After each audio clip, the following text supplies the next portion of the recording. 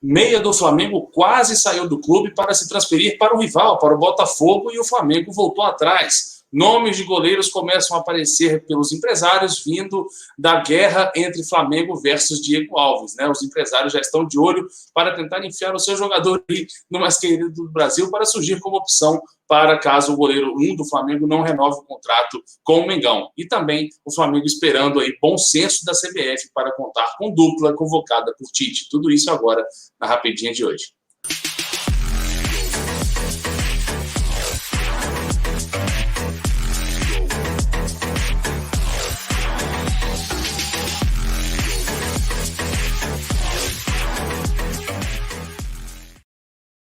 Salve, salve, rapaziada, muito bom dia. Está começando mais uma Rapidinha do Zona, nesse sabadão, dia 7 de novembro de 2020. Estamos juntos e misturados. Você já deixa aqui o seu like aqui embaixo, já se inscreve no Zona Rubro Negra e vem comigo que está começando essa Rapidinha de hoje com esses 3 assuntos aí, né?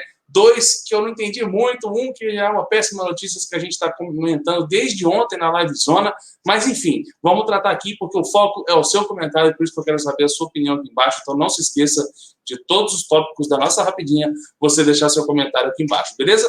E a primeira notícia delas é sobre o meia PP, né? O PP do Flamengo esteve próximo de se transferir para o Botafogo, né? Os empresários que cuidam da carreira do jogador acertaram a ida do jovem para o Alvinegro e tentaram, durante essa semana, a rescisão contratual do meia para que ele pudesse ser inscrito no time de General Severiano, né, até nessa sexta-feira, até ontem. Mas quando a cúpula rubro-negra soube que o futuro do atleta seria o rival, né, voltaram atrás e vão mantê-lo até o final de 2020, que é o contrato do PP, né, quando chega o final do seu compromisso entre PP e Flamengo, né? Quem esteve no comando da negociação do lado do Botafogo foi o gerente de futebol alvinegro, Túlio Lustosa, né? O dirigente do Botafogo, em conversa com Bruno Espírito, o diretor executivo do Flamengo, tentou convencê-lo de que o Flamengo, ao não rescindir com o PP, estaria apenas atrasando a vinda do meia, que ficará livre a partir do dia 1º de janeiro de 2021. Concordo com ele, inclusive. Além disso, ele propôs ceder parte dos direitos econômicos ao Flamengo, para que tenha direito numa futura venda. O jogador já deu o ok para o staff rubro-negro e para o staff alvinegro, e a tendência é que assine com a equipe no começo de 2021. Afinal de contas, ele já poderia assinar um pré-contrato. Nessa notícia do PP, me surpreende 2 coisas, né? Primeiro, o interesse do Botafogo. Acho legal o interesse do Botafogo, porque, de certa forma, o Botafogo está quebrado, pegaria um atleta sem custos. E, na outra, me surpreende o Flamengo não liberar, né? Tendo em vista que o PP não tem oportunidades, não vejo futuro nenhum do PP com a camisa do Flamengo, e o contrato acaba agora, mês que vem, praticamente, né? No dia 31 de dezembro. E se o Botafogo faz essa proposta do Flamengo e o Flamengo aceita, ainda mantém um percentual de venda, ou seja, não sai no zero, né? Tem pelo menos aí uma chance de lucro no futuro. Agora, perdendo o atleta em 2021, né, em janeiro de 2021, o Flamengo lucra absolutamente nada, nem hoje e nem no futuro, né? Talvez como clube formador, só que aí a gente teria que pesquisar um pouquinho mais para saber se o PP não veio de outro clube antes de ir para a base do Flamengo, né, que tem aquela taxa, porcentagem da CBF, etc e tal. Mas se eu fosse da cúpula, se eu fosse o Bruno Spindel, que é o citado na matéria do jornal O Dia, né, vou até tentar pegar quem foi que escreveu esta matéria no jornal O Dia. Eu acredito que seja o repórter Vernei Casagrande, foi ele de fato. Então, se eu fosse o Bruno Spindel, eu aceitaria a proposta do Botafogo, porque afinal de contas não vai ter, não tem uma chance do PP jogar com a camisa do Flamengo. O Flamengo tem desfalques recorrentes nesse Campeonato Brasileiro, né, principalmente desde aquela partida contra o Palmeiras. Falta um armador no elenco do Flamengo e o PP está disponível no elenco do Flamengo e não ganha chances. Ou seja, se nem quando precisa ele ganha chances, imagina depois que a Arrascaeta e a Vitor Ribeiro estiverem ok, né? Obviamente sem contar com seleção e etc e tal. Acredito que o Flamengo está dando mole nessa, porque eu também não vejo sucesso nem futuro do PP com a camisa do Flamengo, infelizmente, né? Teve alguns momentos bons com a camisa do Flamengo quando entrou, se eu não me falei a memória, no Campeonato Carioca do ano passado. Nesse ano não foi tão bem, né? Mas de certa forma eu quero mesmo saber a sua opinião. E você, o que você faria? Você aceitaria a proposta do Botafogo aí para manter um percentual de venda, né? Não assinar um pré-contrato e perder o jogador sem ganhar nada nem hoje nem no futuro? Deixa aqui, se você acha que o PP tem uma oportunidade, possa ter uma oportunidade, se é importante mantê-lo no elenco profissional, igual o Bruno Spindel jogou o que seja, né? Voltando atrás, fazendo o staff do atleta voltar atrás na negociação. Dê sua opinião aqui embaixo, porque ela é muito importante para nós, beleza? Falando ainda nessa linha, vamos falar do Diego Alves, né? O Diego Alves A gente está sabendo desse imbróglio todo que está acontecendo aí, principalmente bombou ontem, na sexta-feira, né? Vai ser tema aí nos próximos dias, com certeza absoluta. E o futuro do Diego Alves no Flamengo, enquanto está indefinido, alguns nomes, né, são indicados por empresários, obviamente, a diretoria do Mengão, em uma eventual saída do experiente jogador rubro-negro, né? Um deles é o Renan Ribeiro, que foi cria do Atlético Mineiro e atualmente está no Sporting de Portugal, né? Não sei como se pronuncia, acredito que seja Sporting, mas normalmente dizem Sporting de Portugal. Apesar de ser bem avaliado pela cúpula do Flamengo, nenhuma negociação vai ser iniciada sem definir a situação de Diego Alves, que tem contrato até o dia 31 de dezembro.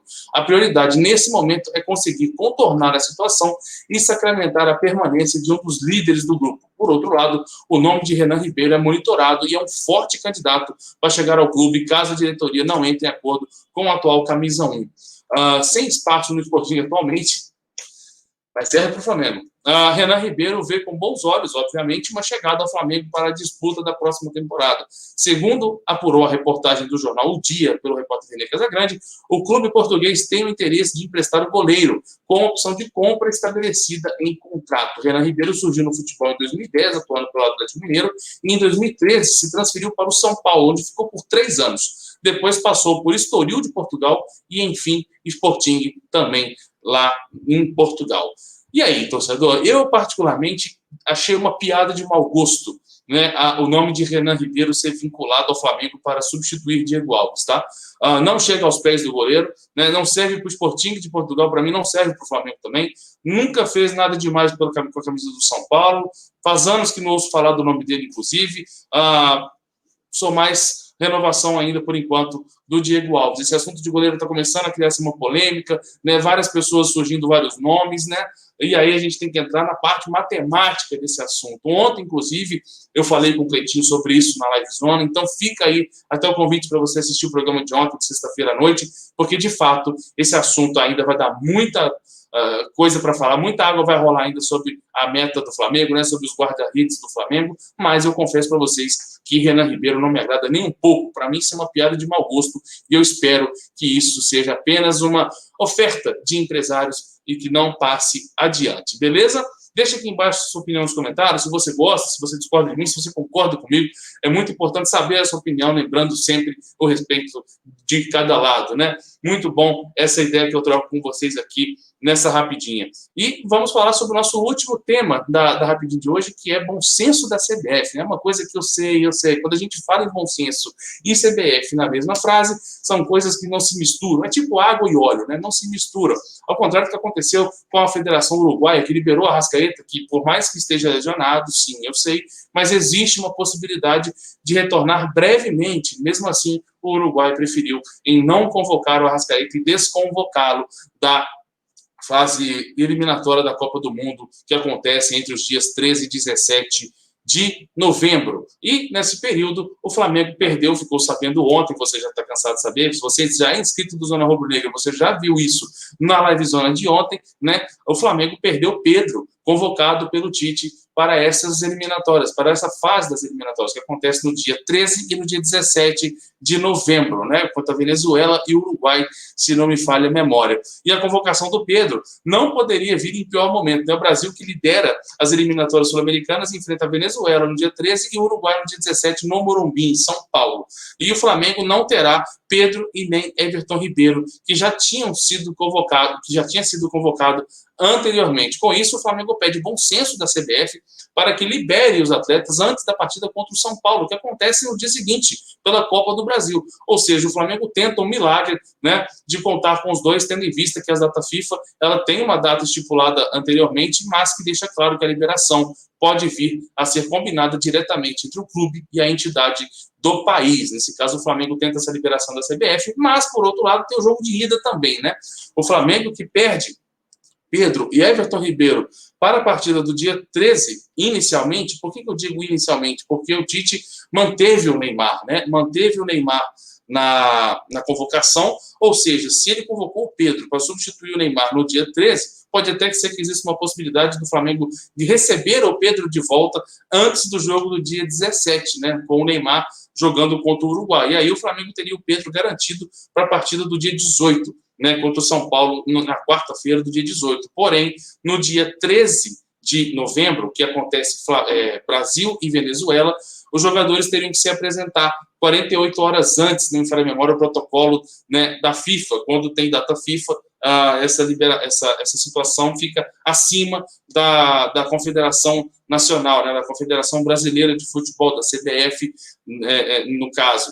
E aí o Flamengo também perderia não só o Pedro e o Everton Ribeiro, como também o Isla, que é outro jogador convocado para a partida do jogo contra o São Paulo no dia 11. E isso o Flamengo também espera o bom senso da CBF para ver se consegue fazer com que Pedro e Everton Ribeiro joguem no dia 11 contra o São Paulo e viajem imediatamente após a partida para se apresentarem à seleção brasileira e ficarem disponíveis para o técnico Tite no dia 13.